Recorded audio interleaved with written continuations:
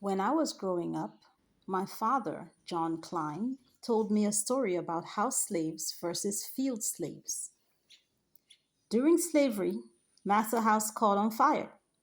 The house slaves were helping Massa save his belongings and were very concerned about the well being of Massa. The field slaves, who were toiling in the hot sun, looked up at the burning mansion of Massa and said, "Burn, baby, burn. Burn, baby, burn." My father said to me, "You have to pick whether you are going to be a house slave or field slave." See, house slaves want the status quo to continue because they have it slightly better and do not want to rock the boat.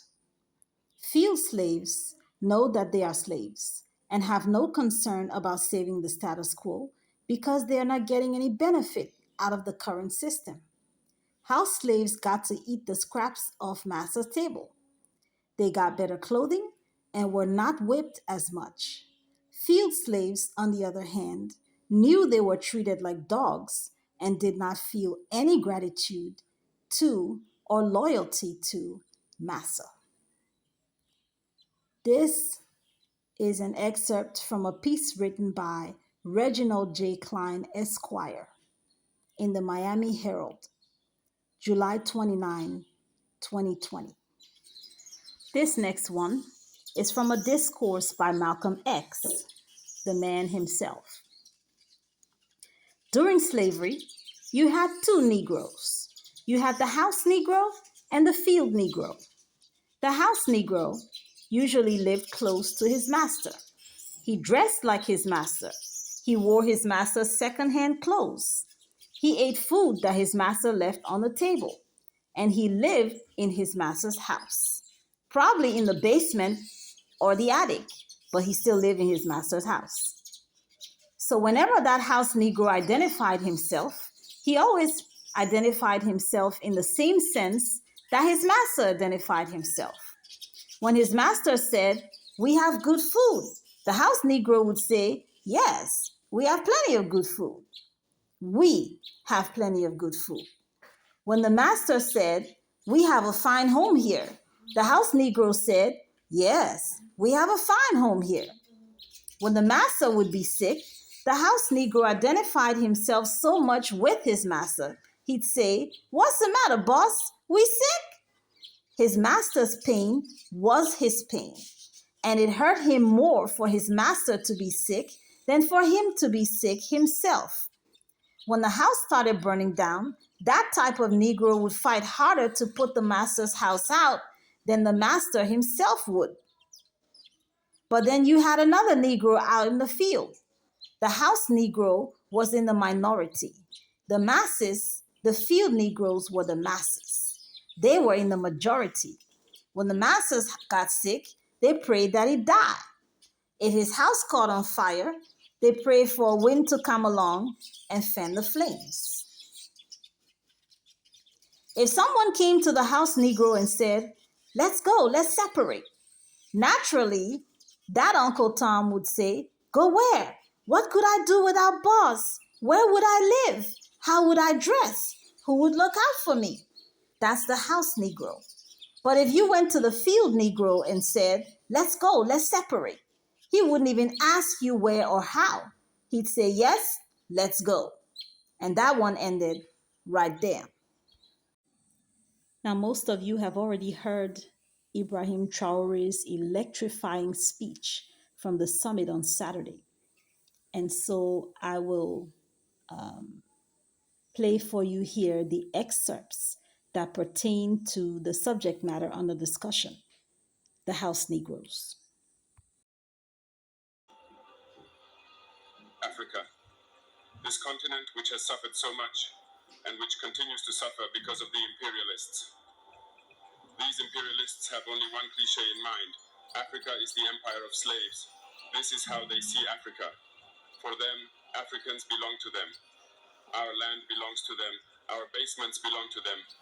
They have never been able to change software until today. It's deplorable. But how does he do it? It is unfortunately since the 1960s that these 6,000 acres of independence were given to Africa.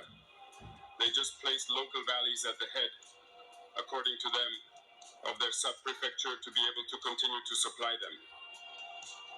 These local valleys that we are going to describe today as living room slaves have no other guide than to seek to live like the master, to satisfy the master, and to do everything that the master dictates. They steal, they plunder our states, take everything to the master, and their wealth is kept with the master. They do everything to live like their master and always satisfy him. When the master commands, they execute. Do you know who these parlor slaves are? We will explain to you what it is. These are individuals who have no dignity, who have no morals, who have no personality. But the slave master always knew how to identify these individuals. They are always ready to betray their brother to satisfy the master. They have betrayed us since independence, and others continue to betray us until today for the benefit of their master. These individuals always continue against all odds to plunder Africa, to help the master to plunder Africa. From Ottawa to Paris, the streets are illuminated. It's light. But in Niger, it's darkness. When you go to our states, our soils are drilled all over to search for precious metals such as gold. But often, there is not even the slightest accessible road to reach areas where they exploit. This is why we decided to revolt and take the destiny of our countries into our own hands. There are many other examples, but when we decided this, we were approached by some parlor slaves to give us their master's message, because they had created this sort of polymer chain that sticks up at the head of our states to serve them. And we have come to break the chain, and it's inconceivable for them. They therefore approached us and asked us to join the ranks to form part of the elite who must lead Africa, because they have a trained and formatted elite who must follow, who are embedded in this chain. We refused to join their ranks, and from then on, hostilities began. They have led several mercenaries, trainers, and agents into our areas who have descended into the Sahel to hope to carry out barbaric, cowardly attacks against our populations, to hope to revolt them. In addition to these attacks on the ground, communicational attacks, manipulation, disinformation, etc. are full in their souls. But the people of the Sahel have understood, and we will never be able to manipulate them again. They know where they come from, they know what they are doing, and they know where they are going. We are not going to allow this anymore. People are awake, and people are fighting today, not for ourselves, but for generations to come. We decided to take responsibility for ourselves.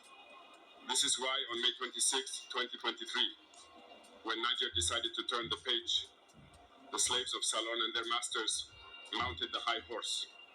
They put their local valleys forward and decided to wage war against the Nigerian people. We therefore said, whoever dares to attack Niger, we will face, because we will wage a merciless war until the last drop of blood for anyone who dares to attack our states. This word, this decision that we had yesterday, is relevant today and will be relevant tomorrow and forever. Okay, ladies and gentlemen, so we are all grown-ups here. We all know that there are two groups being spoken about here. One, the house slaves. The French translator called them the parlor slaves or living room slaves. But we in the Black community call them house Negroes. So we have the house Negroes, and then we have their masters. And between the two groups, we know who the house Negroes are by reason of the description and by reason of the context that Traoré gave. And we know who the masters are by reason of the same. And so let's deal with the context. When the French colonies were being given independence, We know what the conditions were. They had to deposit a certain amount of their reserves into French banks. And this crippling, restrictive currency was printed for them to use by the colonial master, France, which kept their economy subjugated. So there was pillaging at that level. On top of that, France had first right of reserve to their mineral resources, uranium, gold, and everything else. And so, in recent times, these three countries, Mali, Burkina Faso, and Niger, decided to depose the puppets that were over them. Because, elections in French colonies are not really elections. The house Negroes that get put over the house are trusted puppets. France has to approve. France will not even just approve, they will handpick. And so, the house Negroes that were put over the house of Guinea, over the house of Burkina Faso, over the house of Mali, over the house of Niger, over all of the houses of the French colonies. The house Negroes, all they had to do was to maintain the status quo and follow orders, and they'd be fine. And fine they were. When Bazoum was deposed from the seat of power in Niger, his daughters were in Paris shopping. That's the life of the house Negro. Your children, your wife and your children get to shop in Paris and Milan. You get to own villas. Think about Ali Bongo from Gabon. The French also like dynasties. They expect you to groom your son into the life of a good house slave, house Negro, a good puppet, so that when you pass on, he can carry on the status quo. And so when Bazoum was removed from power, and all the other puppets, it became an issue because Chiani was not a puppet. He had not been handpicked or approved by France, nor were the other two. Mali, Burkina Faso, this was becoming too much. And so what did France do? The master. He came breathing down the necks of the house slave. What's going on down there? Like they used to do when there was a runaway slave. Where'd he go? You know about this? Find him. So the house slave had to get on the high horse along with the master and go find the runaway slave. And that's what happened. So France gave ECOWAS money to formulate a fighting force to invade Niger. And of course, as luck would have it,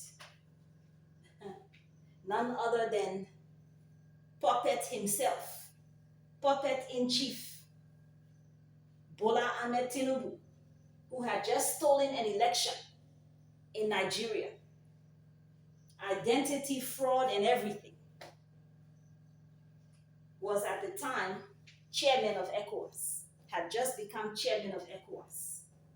So France was in luck. They had a willing puppet. If you can pull this off, we'll make all your legal problems go away. We'll legitimize your presidency.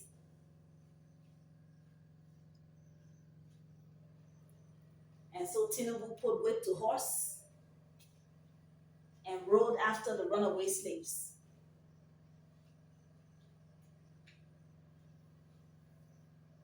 And all of the other puppets in ECOWAS followed suit, about to invade Niger.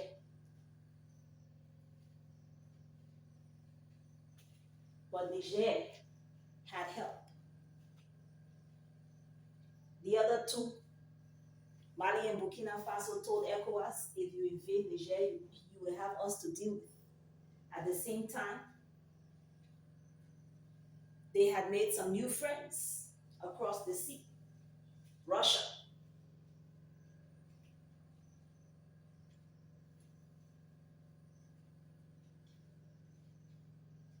It took a lot of intervention. The 7 northern states, senators from the 7 northern states of Nigeria that bordered Niger, the Hausas are brothers to the people of Niger, right across the border. They do business, they share the same culture, everything. So they prevailed upon Tinubu not to invade Niger. Of course, he was hell-bent on doing it.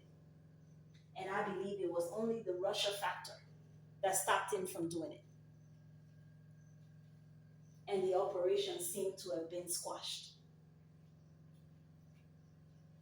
These 3 nations have forged ahead and have now made themselves into an alliance.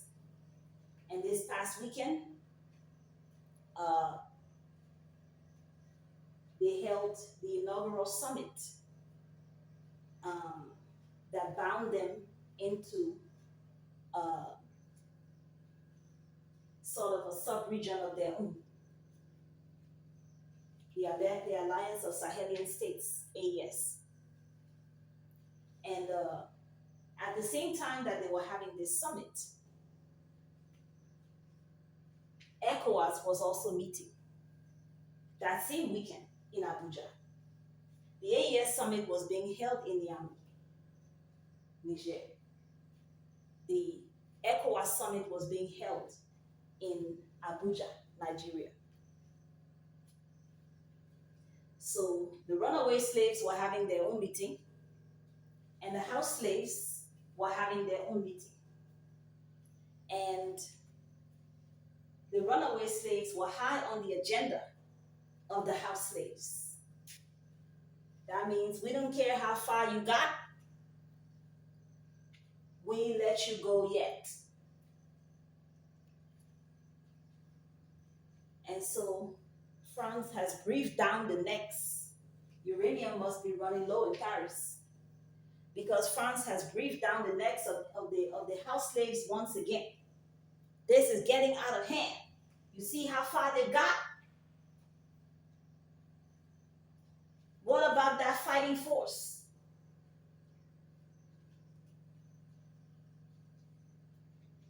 Make some threats. Make it difficult for them. Tell them that one of the privileges of ECOWAS is to be able to move freely throughout the sub-region. Tell them that you'll start requiring visas from the people of their countries if they don't fall back in line. And so the puppets made the speech accordingly at their meeting in Abuja this past weekend, suggesting that perhaps members of the AES would have problems moving freely throughout the sub-region since they're no longer part of ECOWAS. I mean, the arrogance is just stifling. But hey, they are house Negroes. They are entitled to their arrogance.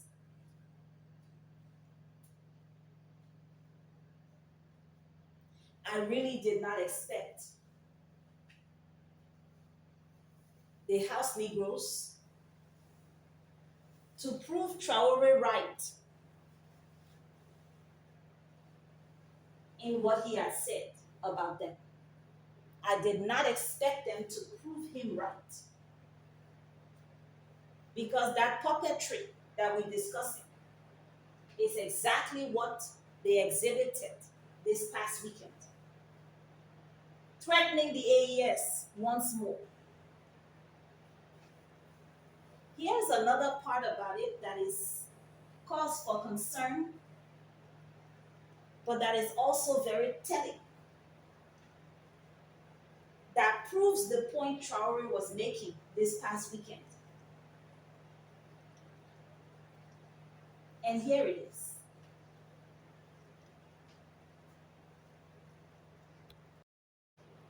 At one point, they were trying to make it sound as though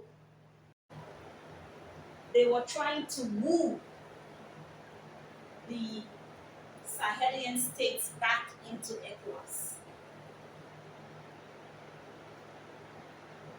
You know, when Diomaye Faye became president of Senegal, on a campaign trail, he was breathing fire, talking like a true-blooded, full-blooded revolutionary. And we really had high hopes that Senegal might join the AES. He was talking tough.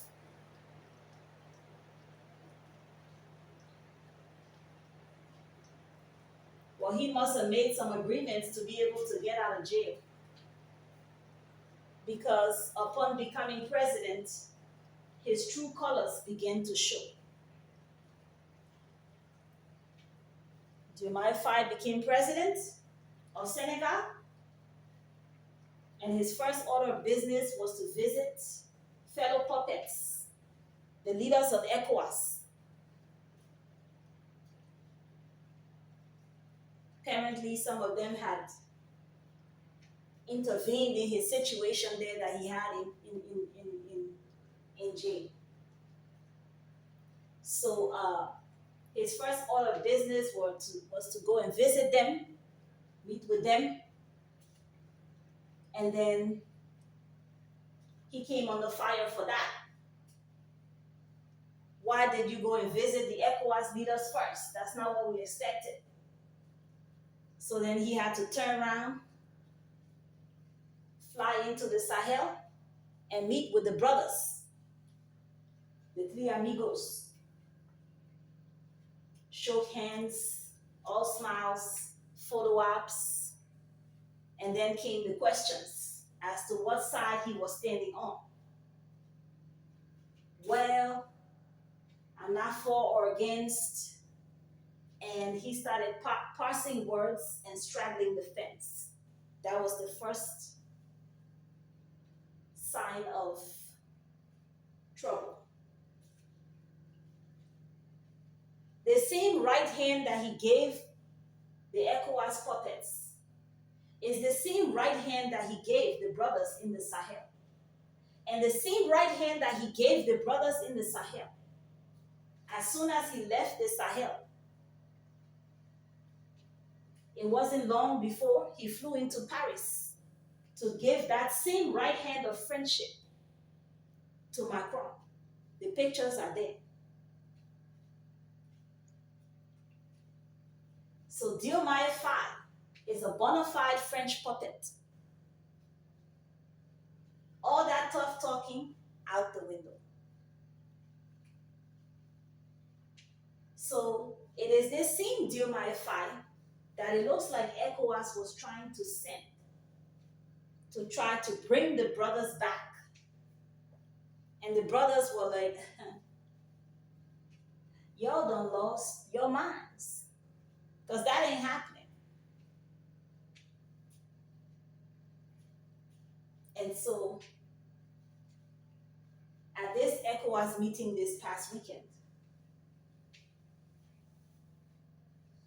they officially decided that they're going to send Diomaye Faye and one other puppet to go and meet with the leaders of the Sahel.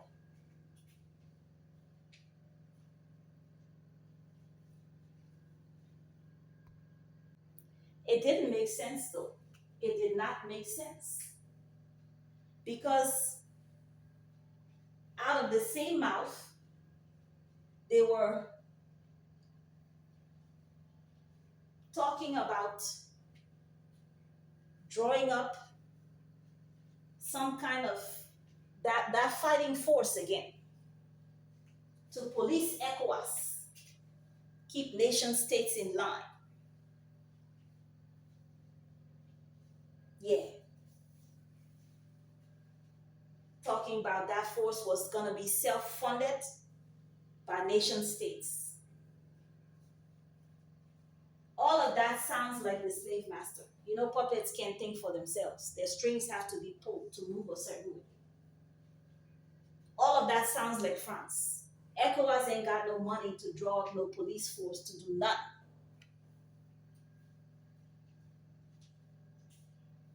So you sending emissaries to me to try to plead with me to return.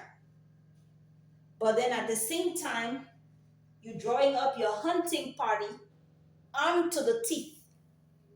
And you expect me to what? Yeah, okay, we'll come back. That does not make sense. Let me tell you what I observed at the AES summit in Niamey this past weekend.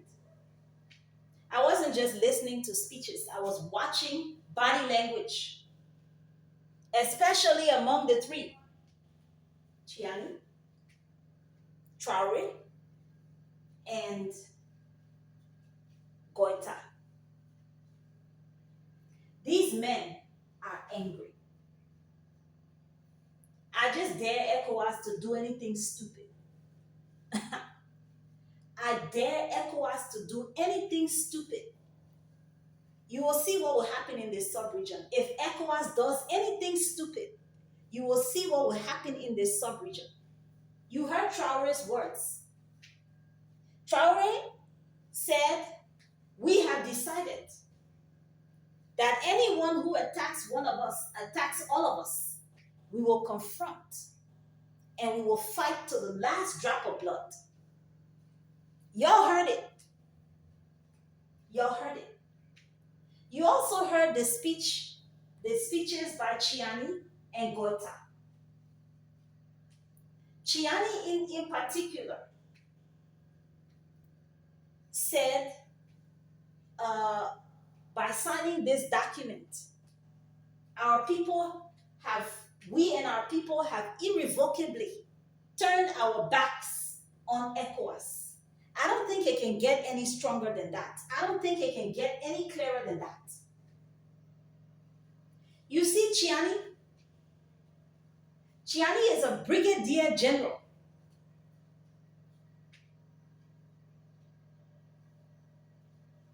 Yes, he's a general.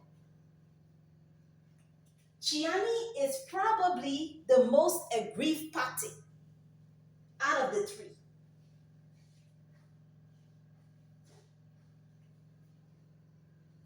Let me tell you what happened in Abuja.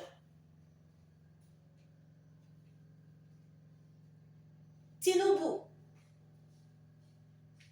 the same man who was chairman of ECOWAS when Chiani took over Niger,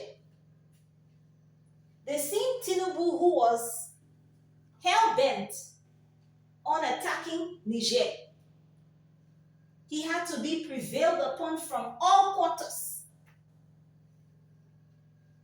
not to do it. When they went to the ECOWAS summit this weekend, Tinubu was due to give up, turn over the ECOWAS chairmanship. He was supposed to turn over the ECOWAS chairmanship. Personally, I'm in my 40s, okay? I'm in my 40s and I'm West African. I have never seen a time when the ECOWAS chairmanship did not rotate. I have never seen it. I've never even heard of it. I didn't even know it was possible. So you see what they've done. Macron needs Tinubu to stay in place. He needs to be in position because there's unfinished business between Macron and Tinubu. Let me say that again. Macron, the other puppets ain't got nothing to do with it. This isn't a voting issue.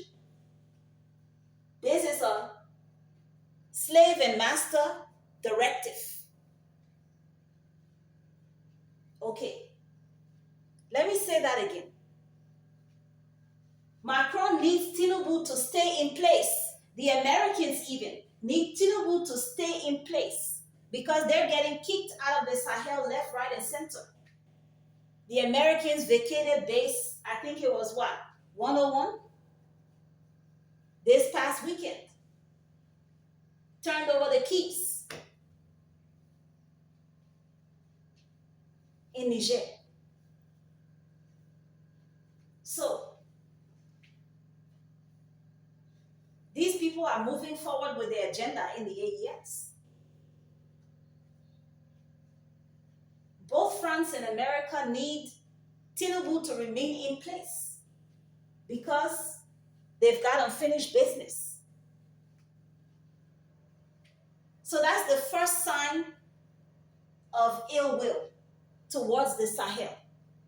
If you know that things did not go well, if you know that you're really trying to woo the Sahelian states to return, or at least if you're trying to extend the olive branch, we may not see eye to eye, but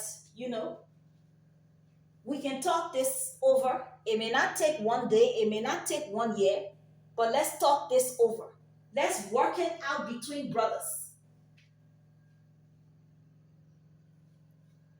But house Negroes don't see themselves equal to slaves, field slaves.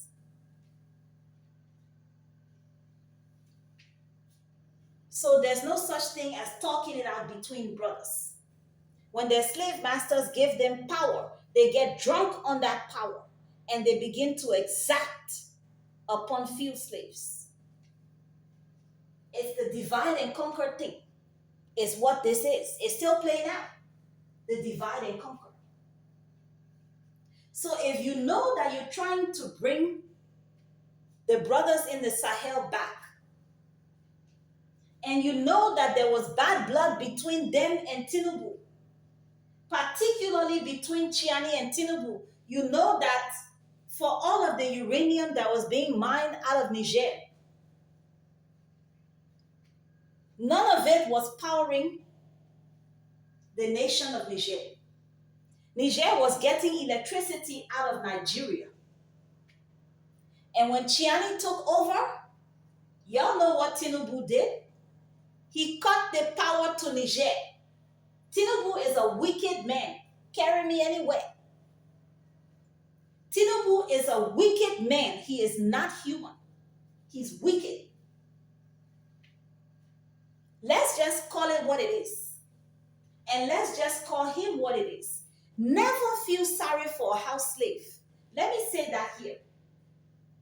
Never pity a house slave. Because for him, it's a matter of survival.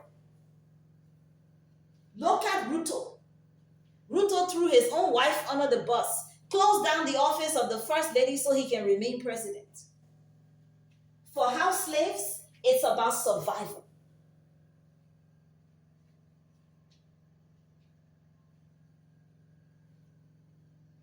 So Tinubu cut the power to Niger.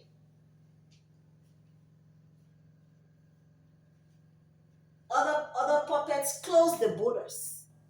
Couldn't get food in, couldn't get medicines in, and all that. They tried to cripple Niger.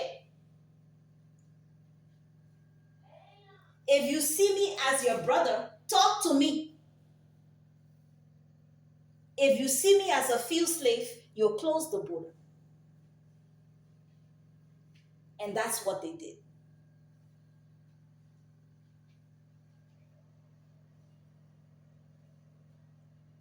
People around this sub-region prayed. I'm one of them. I will tell you that for free. I have a friend who is a prayer warrior, who is also my prayer partner. The two of us went to war for the Sahel. I'll tell you that for free. And when we go to prayer, our prayers are not Sunday school prayers. Our prayers are not Sunday school prayers.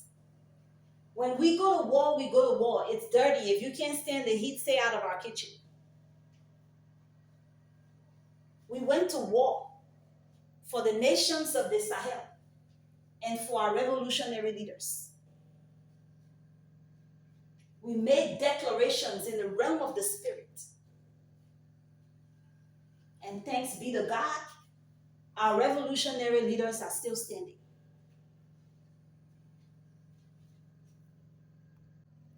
And so Tinubu's mission failed the first time. And I believe because of the prayers, the collective prayers, these men have made a lot of progress in the Sahel. But after that mission failed, there was bad blood, particularly between Chiani and Tinubu. There was bad blood. Did he kill the puppet that he deposed? No. Did Traoré kill the puppet that he deposed? No. Did Goita kill the puppet he deposed? No. This could have been handled between brothers. Problem was, slave masters were involved. And puppets had to take orders. So there was bad blood between Chiani and Tinubu, as well as the others. Now, if you know you made a mistake, if you know that you mishandled it the first time, the wisest thing to have done would have been, okay, this is a good opportunity. Since Tinubu is handing over the chairmanship of ECOWAS, let's give it to someone neutral. That would have been the most logical and easiest thing to do. Whoever the incoming chairman was, I don't know how they do it, whether it's alphabetical or I don't know. I don't know how they do it. I don't even know who was scheduled to come in next. But they could have turned the chairmanship over to someone who was better suited to talk the palaver. They didn't do it because they knew what they already had been instructed to do. They knew what they had already been instructed to do. It was a foregone conclusion. They took the chairmanship and gave it back to Tinubu. And that firmly shut down any possibility of negotiation with the brothers in the Sahel. Done. It's finished. There is nothing ECOWAS can do right now to talk to anybody in the Sahel. They're not able to tell Traoré stupidity. They're not able to tell Goita foolishness. And they doggone sure not able to tell Chiani nonsense. It's done. It's finished. If I were Traoré, I would never shake hands with Diomaye Faye again. I would never shake hands with Diomaye Faye again because he's a puppet. Hello is plenty. It's enough. But don't shake my hand. Because you're a puppet and a traitor.